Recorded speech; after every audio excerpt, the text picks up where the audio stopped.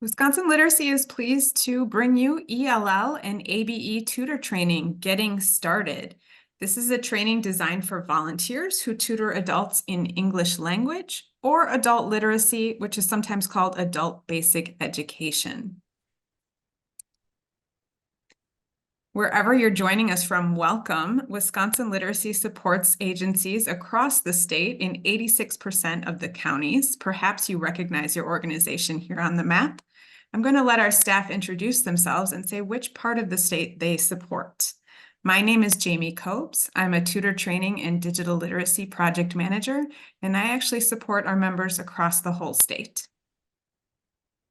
I'm Anna Beer, and I support our members offering refugee services across the state. I'm Beth Gaitan, and I support member agencies in the Southwest South Central region, so the red area on the state, and I support our corrections programs around the state. Hi, everyone. I'm Cassie McLean. I'm the Regional Community Coordinator for the North Central region, which is the yellow area on the map. Hi, everybody. I am Robin Hallett. I am the Northeast Wisconsin Regional Literacy Consultant, the green area. And missing from our recording today are two important members of our team. We have Marcia Connett, who's the Regional Literacy Consultant for the Southeast region. That's the gray part of the map. And Shannon Mason-Young, the Regional Literacy Consultant for the Northwest part of the state.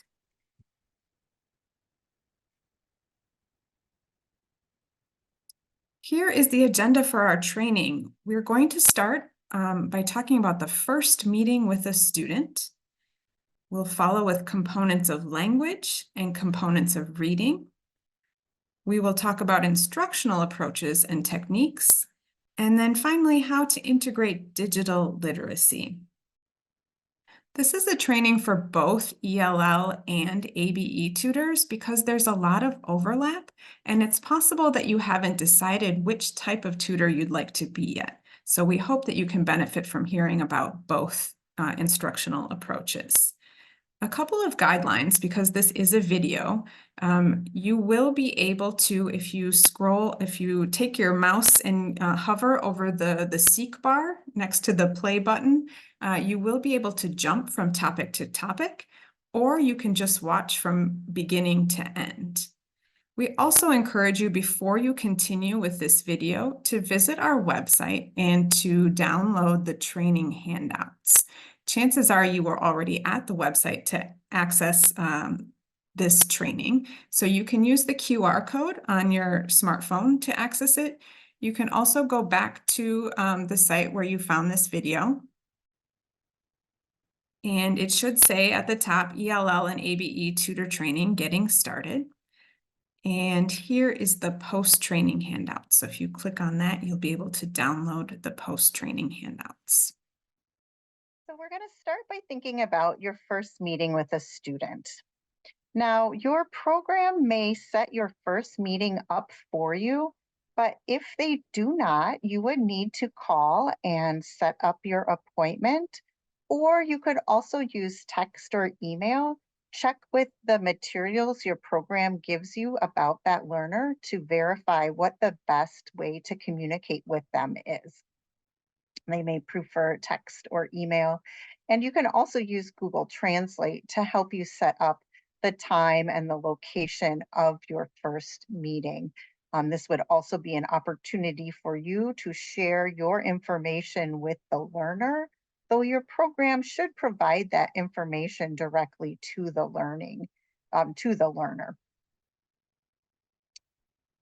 When you set up the meeting, you should confirm that it is okay to call or send them a message on the day of the meeting to verify that they are still available to meet with you at that time, and it's still a good time to meet. So in your first meeting, your goal is really just to get to know your student. Again, your program should provide background materials on your learner for you, which would include their goals and their intake form, potentially a writing sample and some information that the program was able to get in their first, when they registered that student. But it's an opportunity for you to get to know a little bit more than what's just on the paper. You will also be able to learn more about their learning goals. You can ask follow-up questions to the material you have to really get a sense of what it is they want to focus on first and what will motivate them as learners. You want to have an instructional activity in that first meeting you have. You want them to have a takeaway and to leave the meeting feeling like they learned something. And that's going to help them feel good about learning and to feel comfortable continuing to meet. Some topics you could cover are introductions. And so introducing yourself and them, hi, my name is Anna. What's your name? You could do follow-up questions from the intake form. Could be an opportunity to practice personal information like their address and or zip code and other information, where they work. Learn more about their job based off of the information you have on the intake form. This also helps you understand a little bit better about their ability. Um, so when you ask them, for example, what is your phone number? And they can tell you their phone number, that's something that they don't need help with. If they struggle with helping, with telling you their phone number, then that's something you can start working on with them right away. You could bring images or short text to work with your learners. So especially for English language learners, bringing pictures is a good way to start a conversation, but also for native speakers that you work with who maybe struggle to read a short text or are not as comfortable with reading a longer text. Bringing a picture might be a good way to start. Or if you have somebody who is able to read at a higher level, then starting with a short text could be a really great way to start a conversation or prompt a discussion. Talking about daily activities. So something like, I rode the bus to get here. How did you get here today? And talking about the things that you did in the morning and asking questions about what they did. We also want to think about what topics to avoid. So some of these topics on this list might be uncomfortable or triggering for learners. So talking about family, citizenship status, leisure activities, your personal history.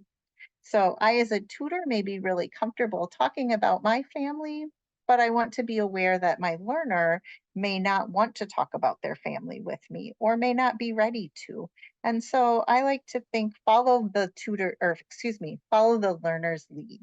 Let them, if they talk about a topic or start a conversation about something, to feel free to continue that conversation, but not to pry or not to ask about different situations that they may not be comfortable talking about. We're going to think about cultural competence as we go through this training series, and that ties into this as well.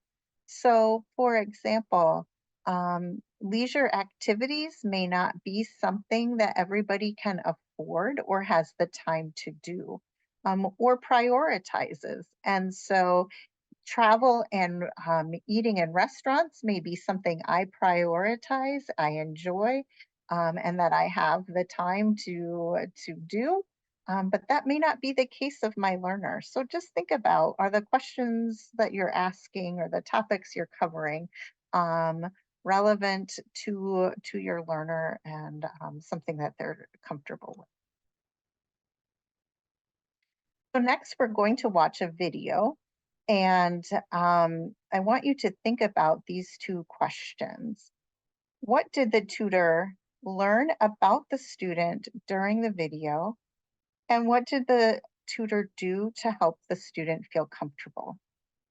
Now, the volume in this video might be quieter than the speaking of us in this presentation, so feel free to pause this video and turn your computer volume up before I start the video.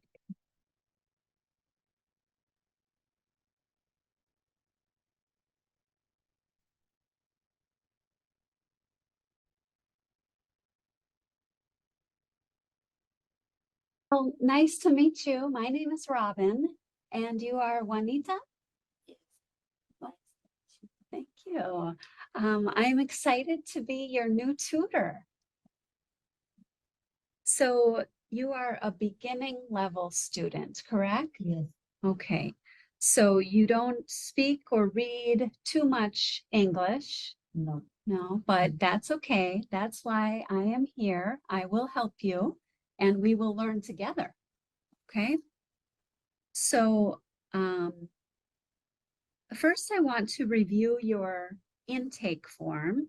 So here it says that you work at a nail salon.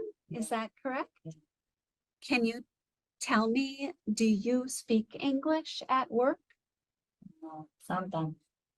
Okay. Sometimes people speak English. Okay. Sometimes. One time a day. One time a day. Yeah. Okay. One people is coming to speak English, but it's not too much speak with me. Okay. Okay. So what is the most difficult for you? To speak, to listen, to read, or to write? So right. Yeah, Yeah. okay. Do you ever have an opportunity to write in English? No. Okay. And which do you think is the most important in your life? Speak and listen, listen and speak. Okay. Would that help you in your job if you could listen and speak Yes. better? Mhm. But writing and reading is my work and my work. It's only Mhm. speak and listen. Okay. Yeah. Okay. Well, here I have some pictures of different places where English might be important. So look at these pictures and tell me if you want to learn to speak English in any of these situations. Mm. Okay, can you tell me what is this picture? In the restaurant, Okay, me es asker con the waitress. the waiter. Mhm.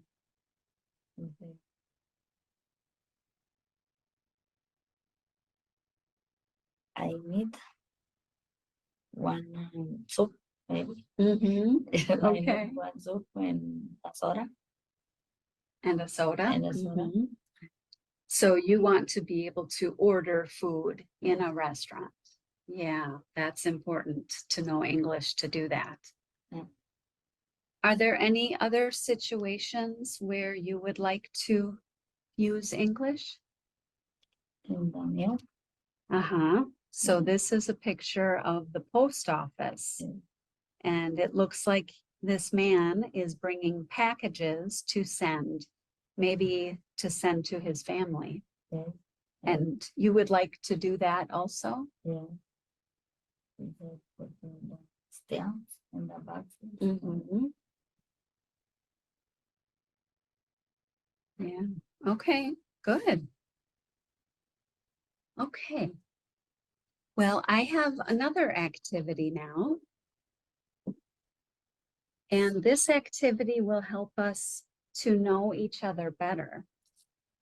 So these are some pictures of things like hobbies and household chores and different activities people do in their lives. So, which picture would you like to talk about? Okay, so this is a picture of animals. These are animals that could be pets. They live with a family. Do you have any pets? Yes, two dogs. 2 dogs, okay. Do they stay in your house or do Yeah. they stay outside? No, in the house. Okay. Can you tell me more about your dogs? My dogs is go outside. He is coming in the bed, The cage? the gate. Mhm. Yeah. Now it's framing the dog.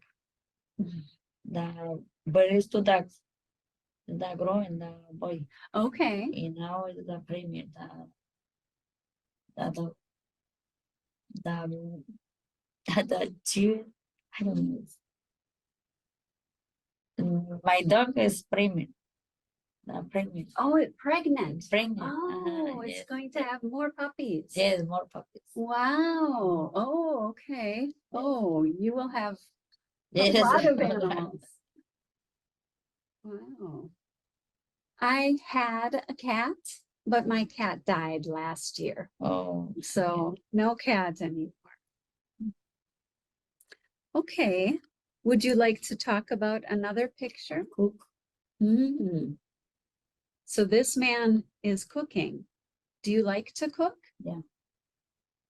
Can you tell me some things that you enjoy cooking? I like cooking tamales. Mhm. Yes. And pozole. Tamales and pozole. Yes, the Mexican food. Mhm. Yes. Yes, delicious Mexican Yes. food. Good. Does your family enjoy your food that you make? Yeah. Do you do most of the cooking in your home? Yes. Okay. Okay, good. I have another picture to talk about.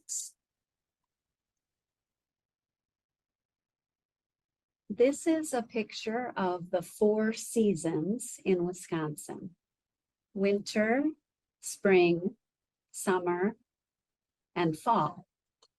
Which season do you like the best? Summer? I'm Why do you like summer?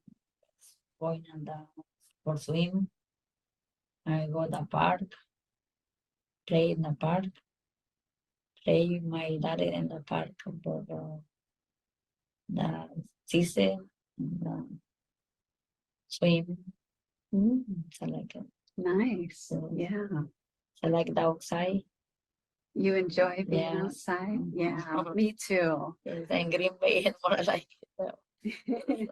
Yeah. Yeah.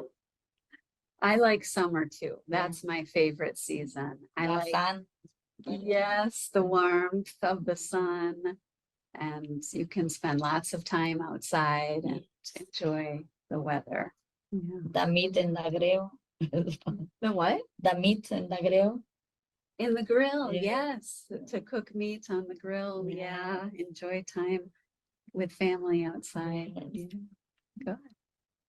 Okay, well, you're doing very well with practicing speaking. I'm very proud of you. Good. It's not Okay. people gets practice with me. It's a problem for me. Mhm. Yeah, well, we can practice together. Yes. Okay, so think now, what did the tutor learn about the student? And how did the tutor help the student feel comfortable? Feel free to pause this video and consider these questions. So in the previous slide, we talked about, topics that you should avoid. And so I want to just point out that by giving options, when Robin laid the different pictures out onto the table of different scenarios. By giving those options, she let her student take the lead. So the student chose which pictures she wanted to talk about.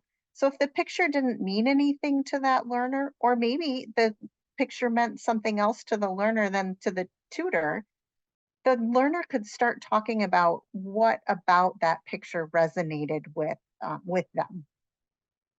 So the student did choose a picture of a restaurant, which was something we talked about you might want to avoid, leisure activities. But because the student picked that picture, we know that she wanted to talk about that kind of situation.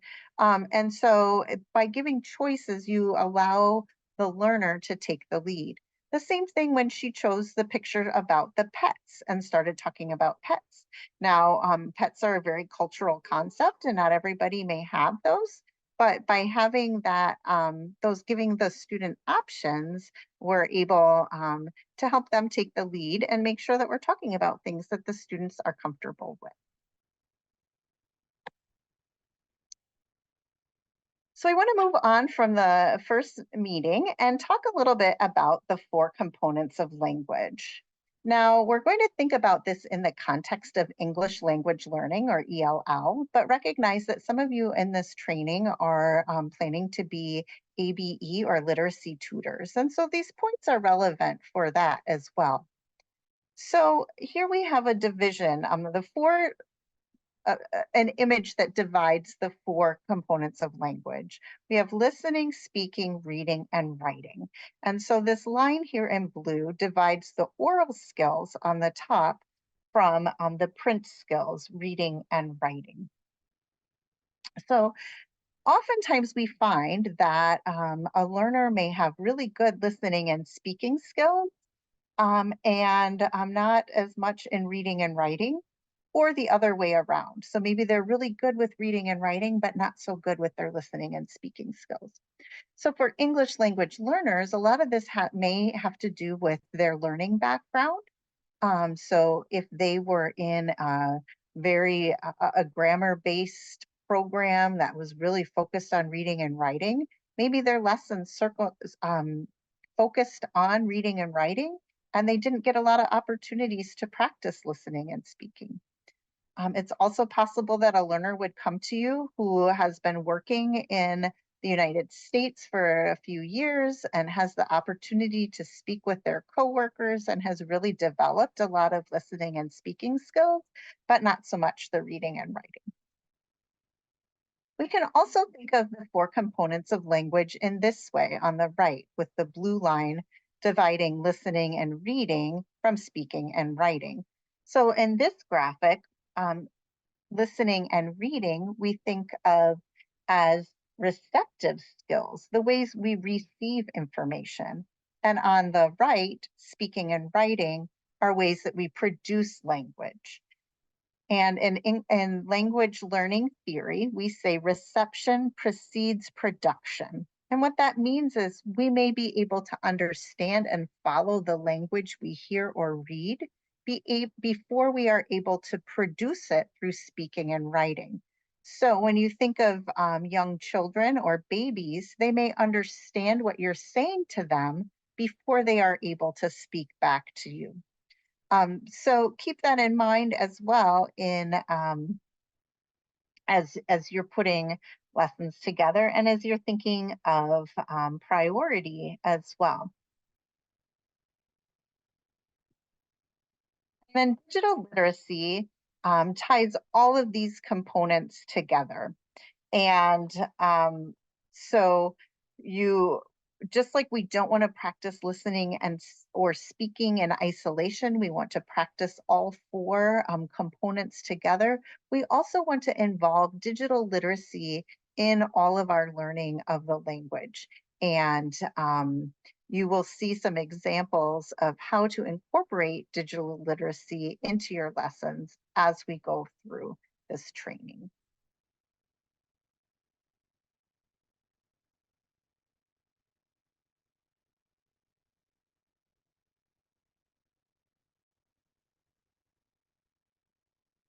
We often have tutors who ask this question: what do I do if my student doesn't speak any English? So I want to have you engage in a language simulation right now, where I'm going to be using a language that you don't know, and you're going to be in the role of an English language learner.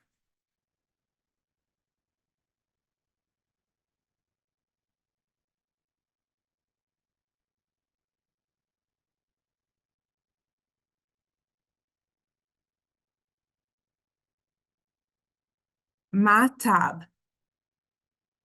Matab. Mafubin. Mafubin.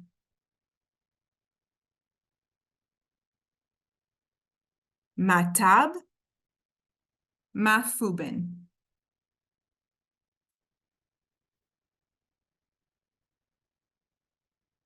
Matab. Mafubin.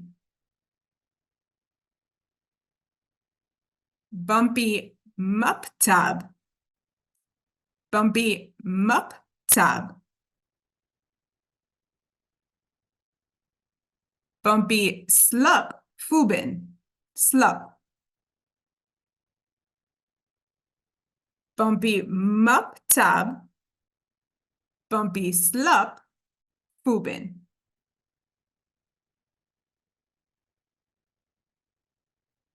All right. So after participating in that experience, I'd like you to think about, and you can pause the video to reflect if you want, or to discuss with anybody else that you're watching this video with. What do these phrases mean to you in English? Bumpy muptab. Bumpy muptab. Bumpy slup fubin.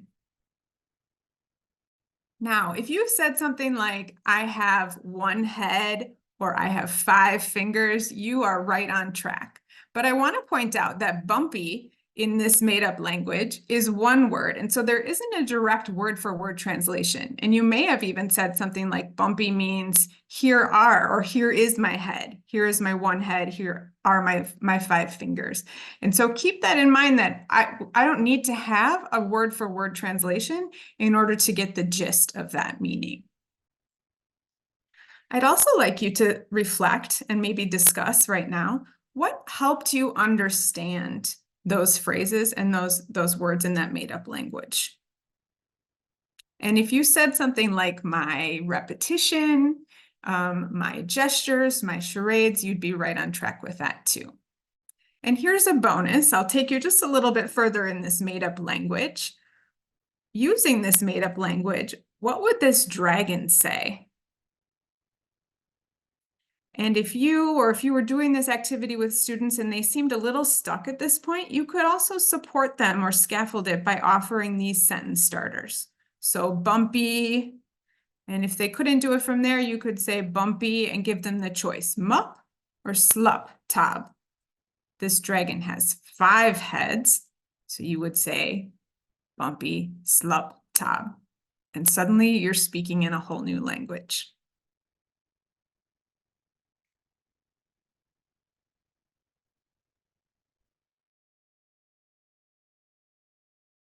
All right, so we are going to look now at how adults learn a language. So when adults learn language, they learn the sounds the language uses to represent things and ideas. They learn, or they practice patterns to prepare for unstructured communication. So we know translation is not an effective way to learn a language. We're really practicing patterns that build the foundation of our language. Adults need opportunities to use meaningful, authentic language. So they really need to practice the language they're going to use in their daily lives. And we know that adults always build on what they know and their past experiences. So we're going to talk about something called scaffolding in just a moment. And finally, we know that adults need to practice new skills through all four skills. So reading, writing, listening, and speaking. You know, we get a lot of questions. Can I be a tutor? I don't speak another language. You do not need to know your learner's native language. And honestly, it's often better if you don't. So this is really, you know, kind of the basics of learning another language. We can move on to the next slide, Jamie. And I want to move into the 4 components of reading. So there are 4 basic skill sets that good readers use when they read. So first of all, alphabetics, and that's a collection of decoding skills. We use skills in vocabulary, so understanding what words mean.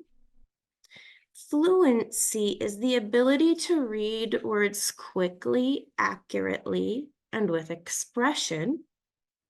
And comprehension is our ability to use broad strategies and specific skills to give meaning to the text that we read.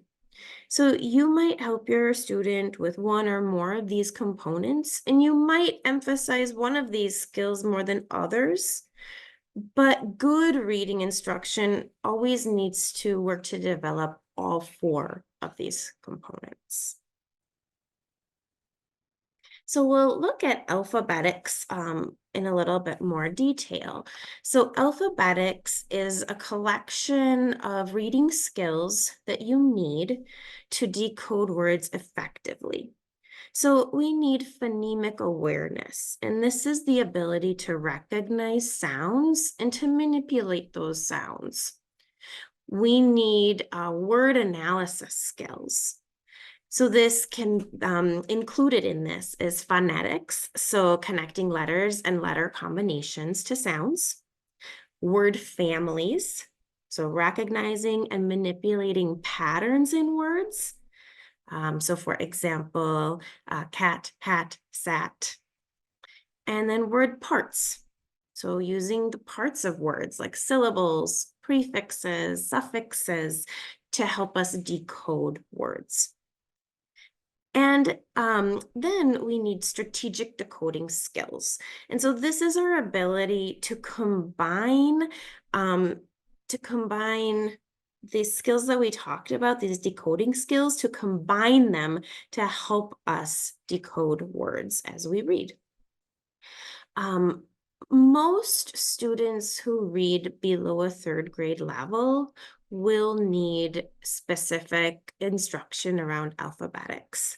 Many learners might also have some gaps in their alphabetic skills. So maybe they have some skills, but they don't have a complete foundation. Or they can recognize words in one context, but not other contexts that they're not as familiar with.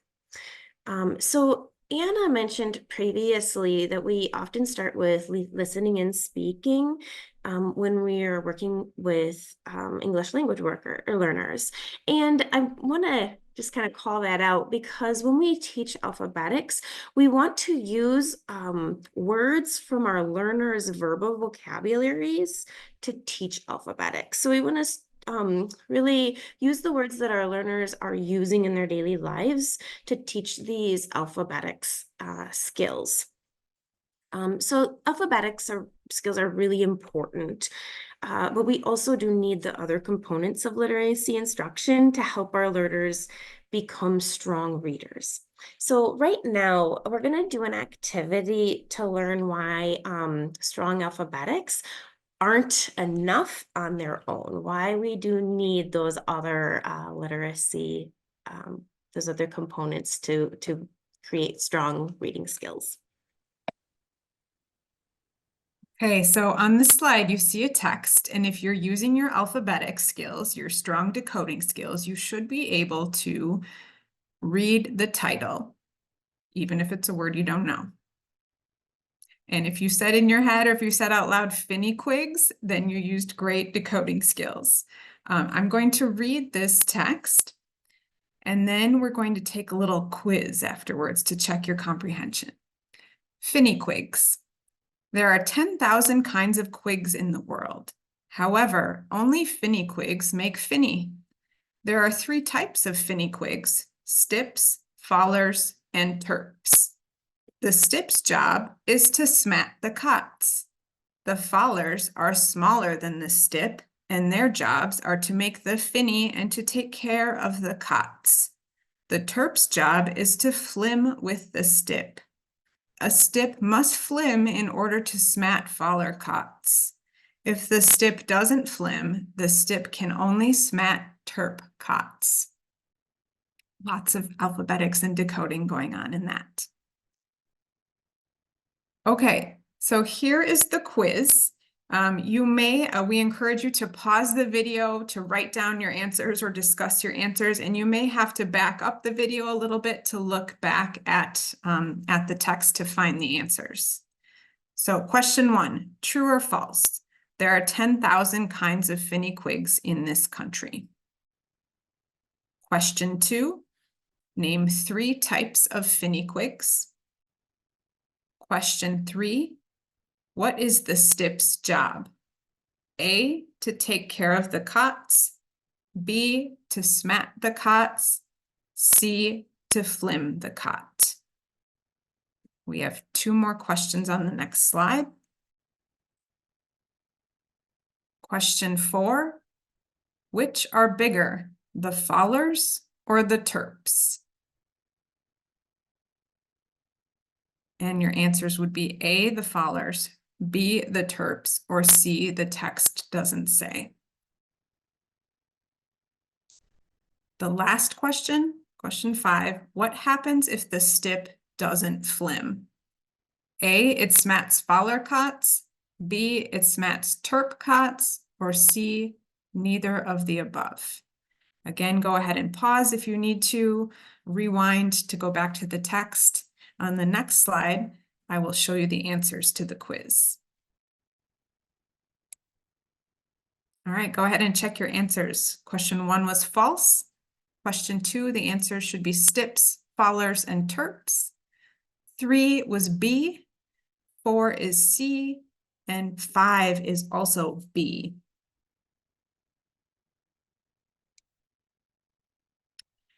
So, depending on how you did on that quiz, you might be feeling pretty good or maybe a little tentative, but I'm going to follow up that quiz with some more comprehension questions.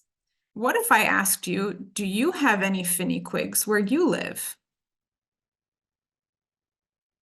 Or how would you feel about summarizing this text, the finiquig text, in your own words? Here's some emojis to help you decide. How would you feel about that?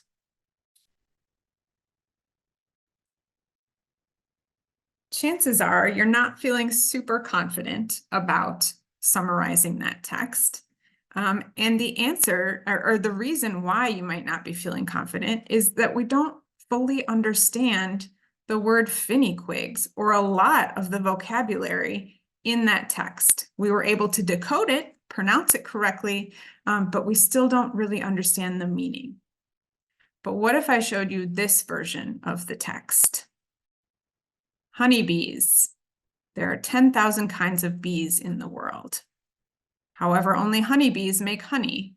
There are 3 types of honeybees: queens, workers, and drones. The queen's job is to lay the eggs. The workers are smaller than the queen, and their jobs are to make the honey and to take care of the eggs. The drone's job is to mate with the queen. A queen must mate in order to lay worker eggs. If the queen doesn't mate, the queen can only lay drone eggs. So if I asked you again, do you have any honeybees where you live? Or how confident would you feel about summarizing this text? You probably have a change in that emoji that you would choose.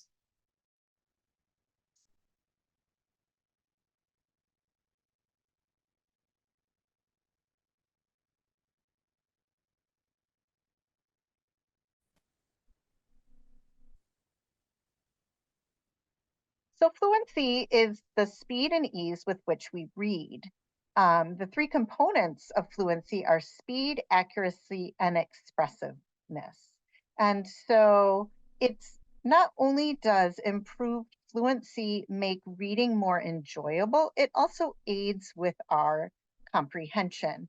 And so if you are able to read at a quicker pace that matches the pace your brain is processing the information, you're going to understand the information better. Whereas if you need to read slowly and be checking back for understanding, the processing slows down and it's harder for your brain to understand. So we're gonna look at a list of words. And so understanding vocabulary is the fourth component of reading or a fourth component of reading. And so here we have a list of words. And so I want you to look at these words and see, just think about, are there any of these words that you don't understand the meaning of?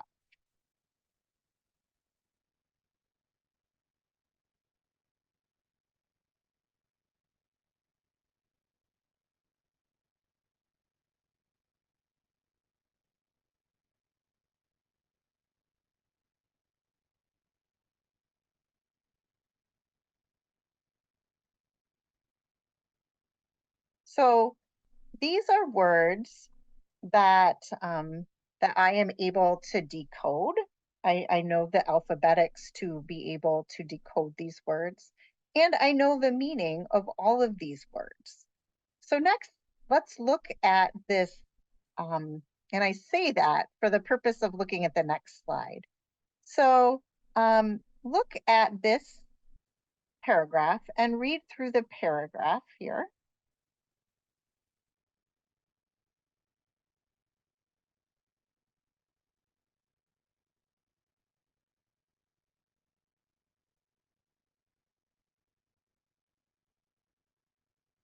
And so now reflect on, if I were to ask you about how to evaluate the cooling power of quenching mediums, would you be able to do that?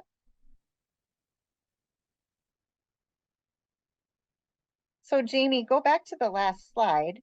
As I mentioned, with these words, I understand I'm able to read the words and I understand what they mean.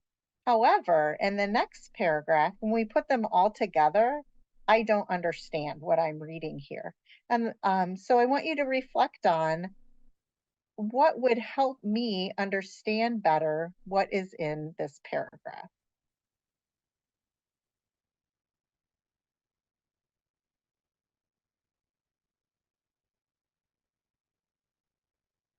So I would say if I had a background in metals, that would have been very helpful for me, which I do not. Perhaps an image that would accompany this paragraph. But I would probably need a lot of pre-teaching to understand the information in this. And so the point we want to make here is we take all of the components of reading and put them together, and we need all four of them. So as I demonstrated, I was able to read the words. I knew what the words meant, and I'm able to read this passage pretty quickly. However, I don't understand it without having a background knowledge in what this is about.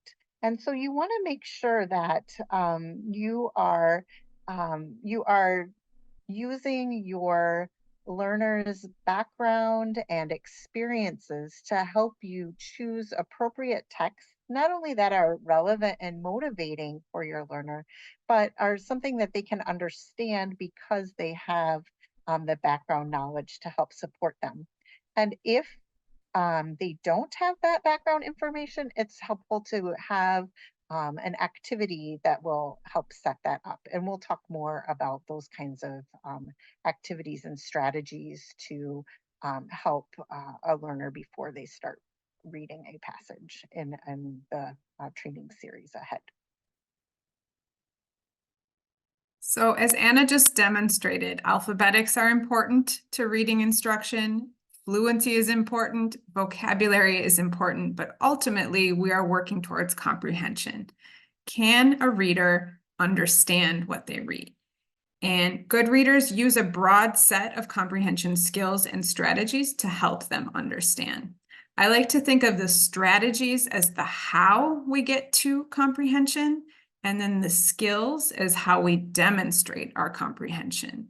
So in the strategies column, a reader needs to use prior knowledge, ask questions, set a purpose for their reading. They need to be able to skim and make predictions and summarize not only at the end of a text, but as they're going along. Skills that readers need to have is they need to be able to identify the author's purpose. Is the purpose to entertain? Is the purpose to persuade? Is the purpose to inform? They should be able to identify a main idea and detail, the cause and effect relationships in a text, distinguish a fact from an opinion, be able to sequence events and ideas in a text, and be able to compare and contrast ideas.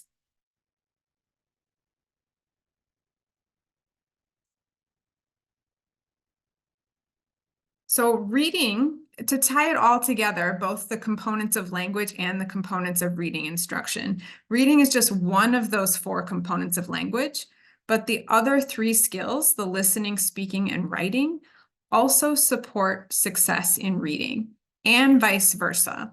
So if I'm working on alphabetics, like Beth pointed out, I'm actually working on the oral vocabulary that I have, and I'm working on using my listening and my speaking for the alphabetics. With vocabulary, it's very similar. I have an oral vocabulary, things that I am very comfortable saying, and then I have a written vocabulary. What can I recognize in reading and then produce in writing? When I work on reading fluency and I'm reading out loud, I'm also working on speaking and pronunciation.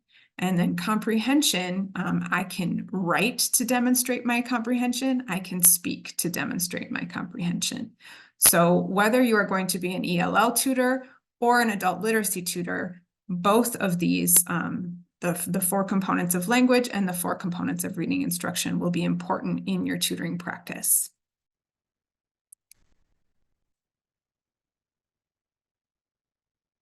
We'll move on now to instructional approaches and techniques. And the instructional approaches that we're going to cover are the communicative approach, direct instruction, discovery learning, and scaffolding.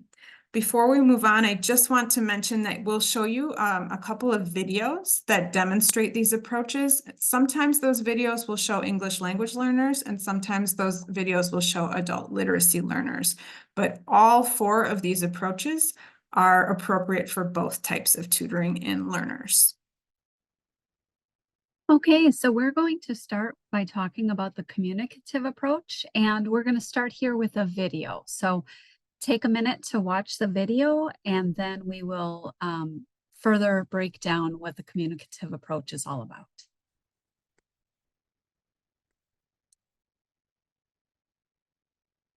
Grammarly now uses AI to help you write, not just revise. Type a prompt and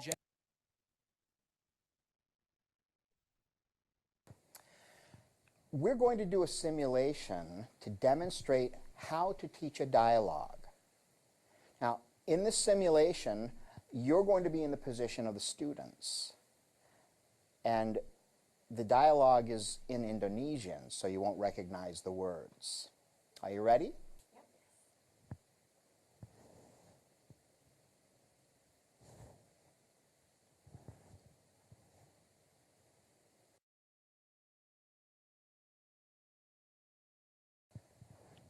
Apa kabar?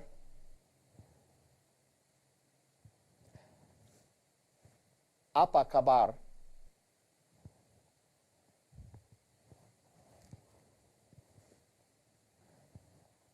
Baik-baik saja. Dan Anda? Baik-baik saja. Dan Anda?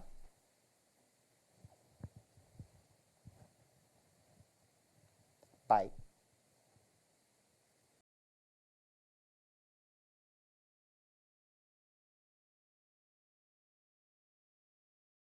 Apa kabar?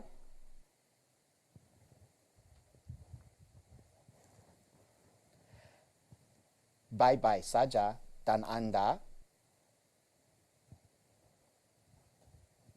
baik.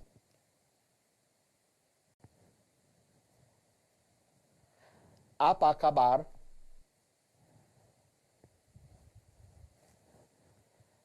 Baik-baik saja dan Anda? Baik.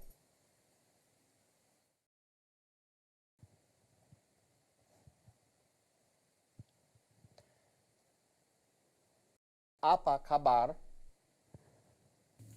Apa kabar? Apa kabar? Apa kabar?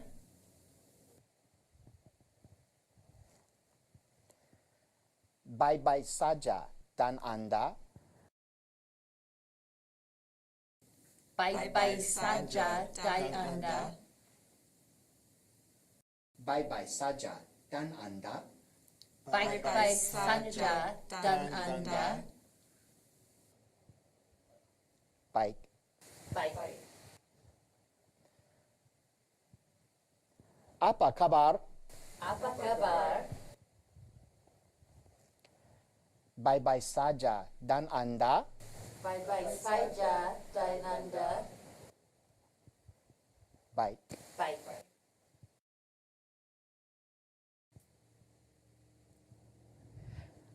Apa kabar?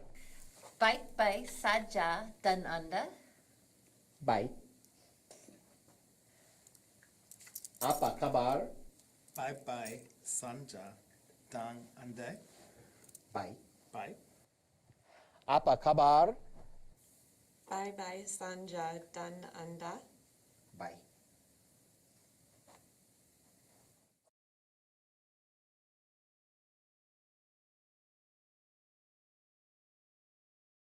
Okay, that was a great video. Really demonstrated the communicative approach.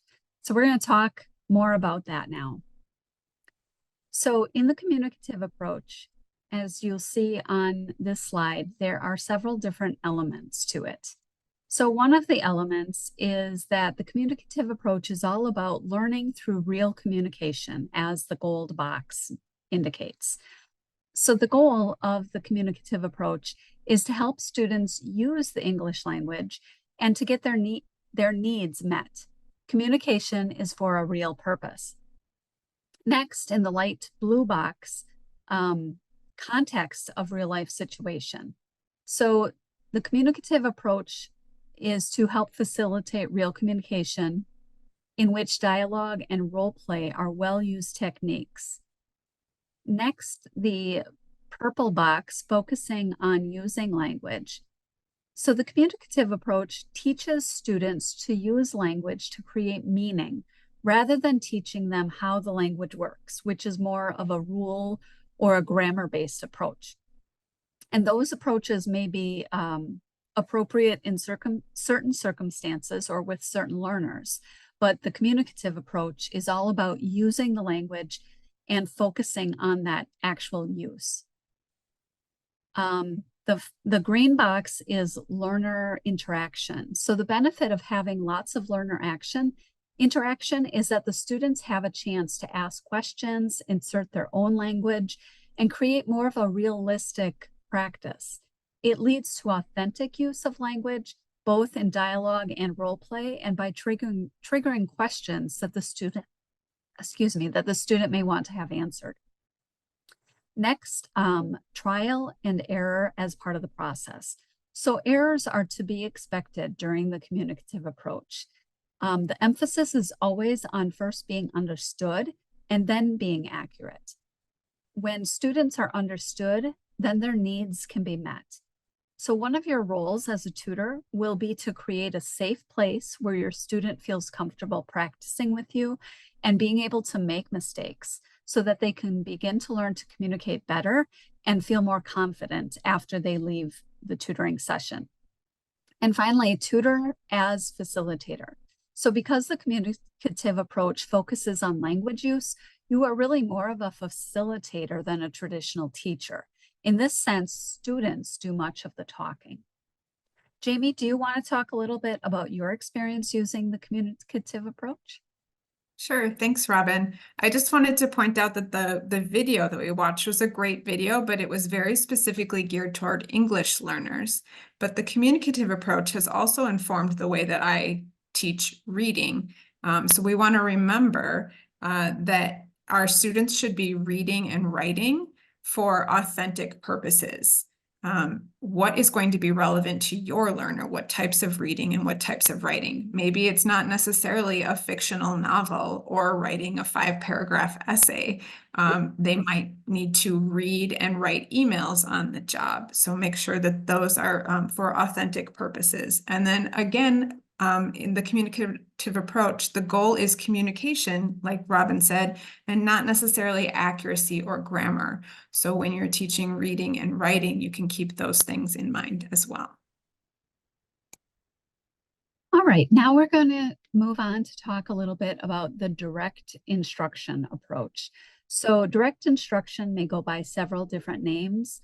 One might be the gradual release of responsibility, explicit instruction, or the one that we often refer to as I do, we do, you do. So there are 4 basic elements to the direct instruction, which are highlighted here on your screen. The first is explanation. So when teaching a new skill or strategy, the tutor provides a clear explanation to their student of what the skill is and how the student will use it. And then the second is modeling. And here with modeling, the tutor gives the student examples of the skill or the strategy and demonstrates how to use it. When modeling, it is important for the tutor to model also the invisible skills as well as the visible ones. So for example, if a tutor is modeling how to summarize a reading text, they might want to think out loud about the process that they are using of sorting through the information and determining what the essential parts are to be included in their summary. The third component is guided practice. So with guided practice, students have an opportunity to practice the new skill or strategy with varying degrees of support from you as the tutor. This support can consist of giving feedback and assistance, or it can be embedded in the structure of the printed material that they are using. In either case, guidance and support are reduced as the student grows more and more comfortable and confident in using the new skill or strategy independently. And finally is application. So as students continue to use the new skill and strategies, they are able to do so without the support of the tutor or the materials. They can apply the new techniques outside of the textbook or outside of the tutoring session and assess their effectiveness as they use them in daily life. So now we're going to watch this video, which demonstrates the direct instruction approach. And for our purposes today, we're not focusing so much on what the tutor is teaching his student here, but rather the process that he's using.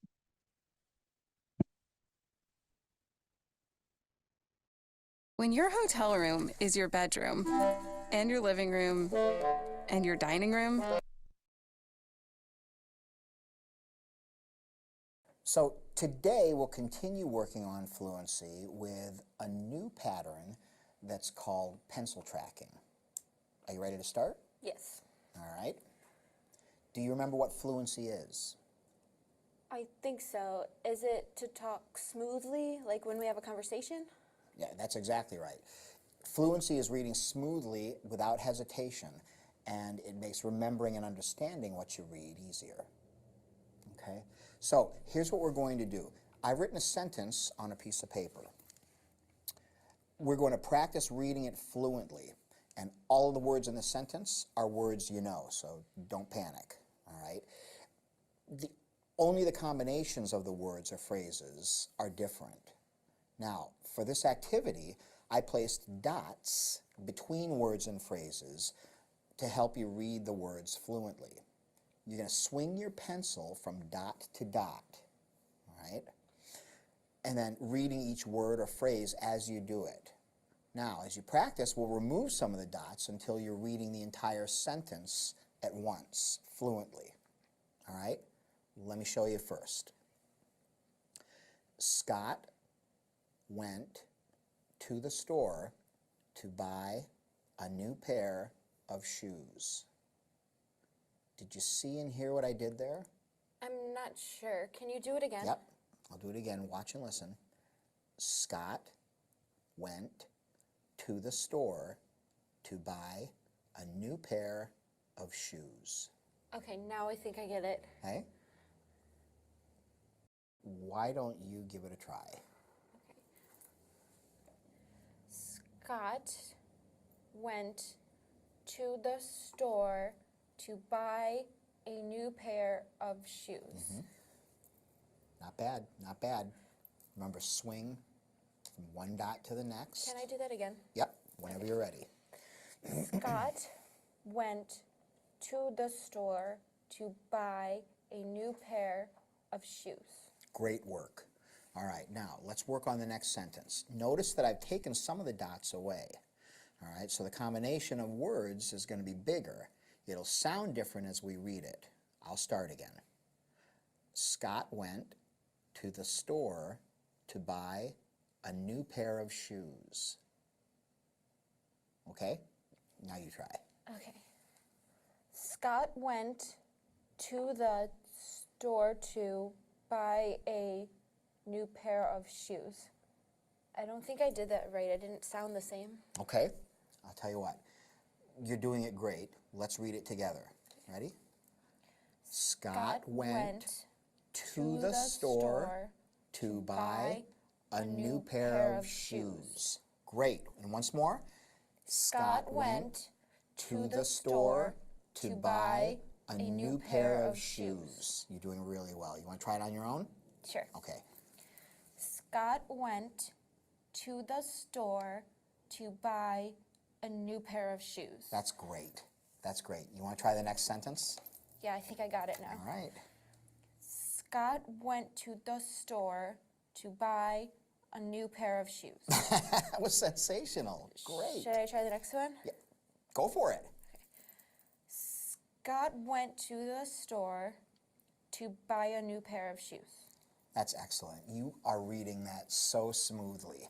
Now, let's try the last sentence without any dots. Okay. Scott went to the store to buy a new pair of shoes. Okay, so that was an example of the direct instruction approach. So let's do a little check for understanding here. So you saw in the video how the tutor incorporated all 4 components of direct instruction. So grab a pen or pencil and some paper, and we're going to do a quick check for understanding. And in this activity, I will say 4 statements that come from the video. As I say them, you write down which step, explanation, modeling, guided practice, or application that each statement represents, okay? So the first statement, we're here, I'm sorry, let me start that again. Here's what we're going to do. So does that represent 1, explanation, 2, modeling, 3, guided practice, or 4, application? Write down your answer. If you wrote down number 1, you are correct. The next statement, why don't you give it a try? Is that 1, 2, 3, or 4? If you wrote down 3, you are correct. Next one. Now, try the last sentence without any dots. Okay, the answer there is 4, application. And finally, let me show you first. If you wrote down 2, you are correct.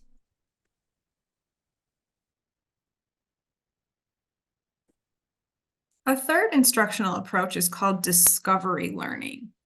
It's a little bit different from direct instruction. And sometimes you may have heard it called problem-based learning or project-based learning or even experiential learning or guided discovery. We'll continue to call it discovery learning throughout our training series. In this instructional approach, learning occurs through an experience. Students are experiencing something or doing something. They're making observations and inferences about that experience. Sometimes they're noticing patterns. And then they continue to investigate and test their new knowledge in other contexts, kind of similar to the scientific method. The real difference between direct and discovery learning is that while direct really focuses on the tutor designing that experience, like they are doing the explaining and saying, here's what you're going to learn. In discovery learning, the tutor is the facilitator. So they create the experience and then let the students discover facts and relationships and construct their own understanding. I'll also do a quick check for understanding to see if we can tell the difference between direct instruction and discovery learning. So I want you to think back to the video we watched 2 videos ago with the Indonesian greeting. And I want you to decide if that video and the facilitator teaching the Indonesian greeting, was that an example of direct instruction, discovery learning, or both? You can pause the video to reflect. If you answered both, it was both direct and discovery learning, you are correct. So the introduction of the dialogue followed a process of modeling and guided practice as the trainer asked the participants to listen to the dialogue, repeat it directly after the trainer, and then eventually respond on their own and use the dialogue. So that was the direct instruction part of it. The discovery learning part of that lesson was that the trainer never gave participants the meanings of the words and phrases. The participants had to discover those meanings on their own based on their knowledge of how people greet each other.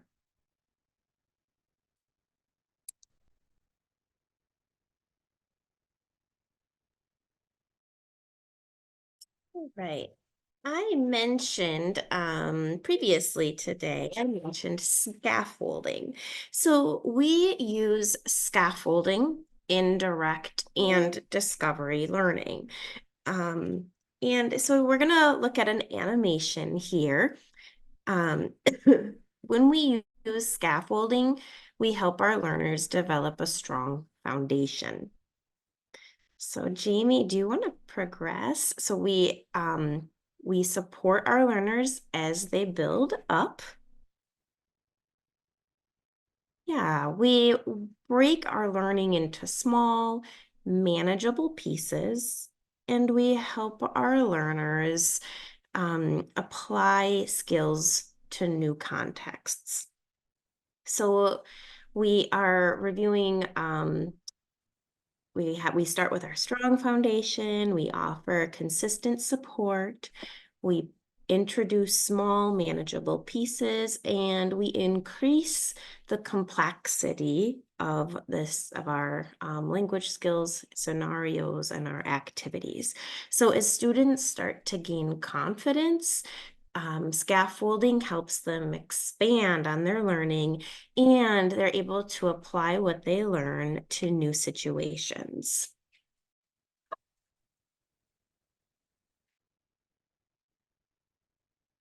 Right. We have reached the last section of our training today, and this is principles for integrating digital literacy into your tutoring. So I want to cover what is digital literacy, why you should teach it, and the skills that you might need as a tutor to integrate digital literacy into your lessons. So the first thing is, according to the American Library Association, digital literacy is our ability to use digital technologies to find, evaluate, organize, create, and communicate information. So if you look at all those verbs there, find, evaluate, organize, create, and communicate, those are things that we're doing as we're using the 4 components of language and the 4 components of reading instruction. The only difference here with digital literacy is that we're using digital tools to do those things. And I want to point out that digital skills have become essential for full participation in our society. think about all of the ways that we rely on digital tools or the internet. I'll just give you a really quick illustration. So I know a lot of us do shopping online these days. So we use digital tools for purchasing items. We use digital tools and the internet to access entertainment. We use digital tools and the internet to access our financing and do our banking. To maintain our health, to access prescriptions, and sometimes to have appointments, telehealth appointments with our providers.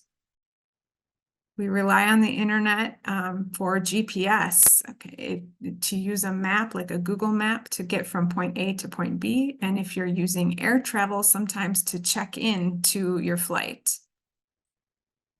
We rely on the internet and digital tools for education and also for the job application process, not to mention also tools that you use on the job. So we really believe that all adult learners should have opportunity to learn these digital skills while they're also learning the English language or other literacy skills. A couple of other principles that we believe in is that digital technology is just a subject through which to practice those 4 components of language: reading, writing, speaking, and listening. And adults learn basic digital skills better when they're embedded in meaningful, contextualized instructional activities. So in other words, what you're teaching in ELL or adult basic education works to in service of those digital skills. And then those digital skills, like the last point here says, they can make other learning more engaging and effective. So they work in service of each other. And the last principle is that technology integration is not necessarily digital skill instruction. So if I want to bring in an online article and have my learner read that during a lesson, that's not necessarily digital skill instruction. I'm using a digital tool, I'm using the internet, and we're reading, but you must be able to name and explicitly teach a digital skill so that when you name it and teach it, your learner can transfer that skill to other contexts. I'll ask you to reflect for just a minute with that example. If my learner is reading an online article, what skills, digital skills, are they using that they could transfer to another context? You can pause the video to think about that. And so you may have thought of things like scrolling. We don't turn pages when we're reading online. We read from top to bottom, and we have to learn that skill of scrolling. You may have thought of just page navigation. Okay, where do I find the main text of my article, and what information is in the sidebar? How do I navigate that page? So those are skills that you could explicitly name as a tutor when you're doing an online reading, and then show your learner how they transfer to other contexts. So when you embed digital literacy into your lessons, there are some skills that you need as a tutor. And I want to tie them back to topics that we already talked about in this training. So if you're practicing direct instruction, you're going to explain and model and guide your learner through a digital skill. You want to be able to do that using some very plain, simplified language. Technology can be complicated, so we want to say it as simply as possible. If you're going to use a discovery learning approach and you're just going to have your student, have an experience, try the computer, see what you can do, then your skill as a tutor becomes to ask the students to explain their process or their learning in that task. As a tutor, you want to be able to pick out and teach the relevant digital vocabulary when they're working with digital skills, and then to scaffold. So like Beth was saying, we start with what they know, and then we move on and we support them into increasingly complex things in other contexts. And so with digital literacy, that might look like helping your student to have some problem-solving strategies and transferable skills.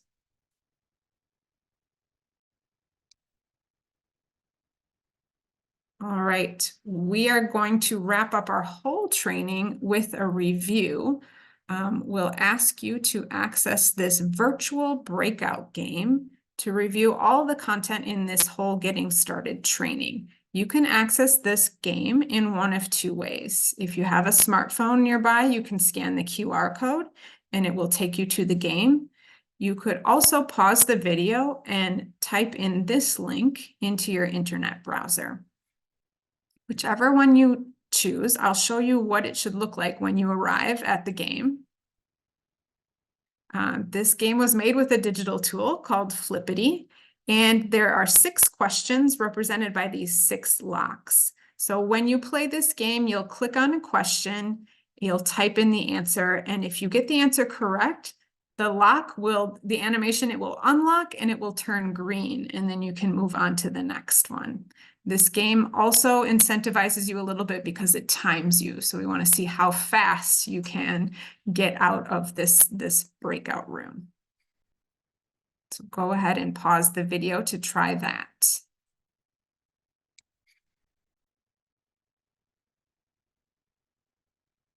Okay. So as we go through this training series, we want you to be thinking about what kind of tools and materials do you want to take with you to each session.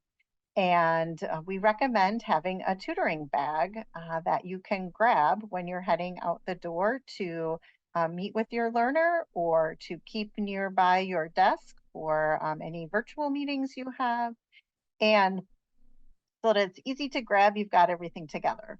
Now, for some particular lessons, you're going to grab materials specific to that lesson, but there might be some items that you think you'll use every time. So we have some recommendations of what to put in your tutoring bag.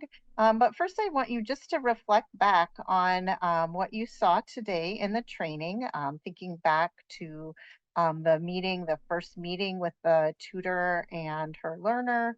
What might she have wanted or needed in her bag for that day? And think about the other videos you've seen about tutoring in action.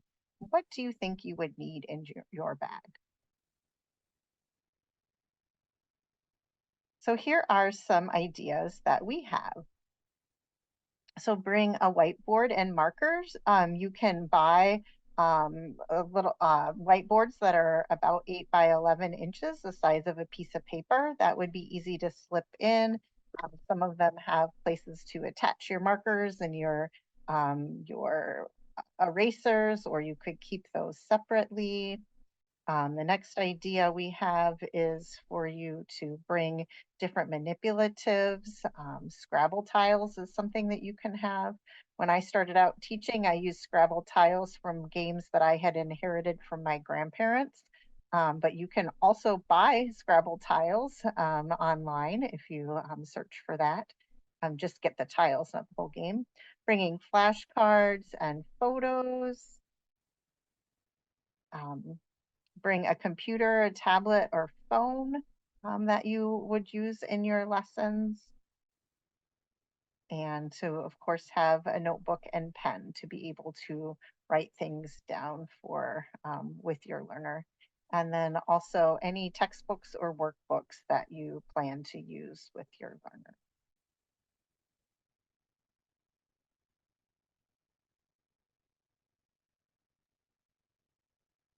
Okay, so we're coming up to the end of our training here.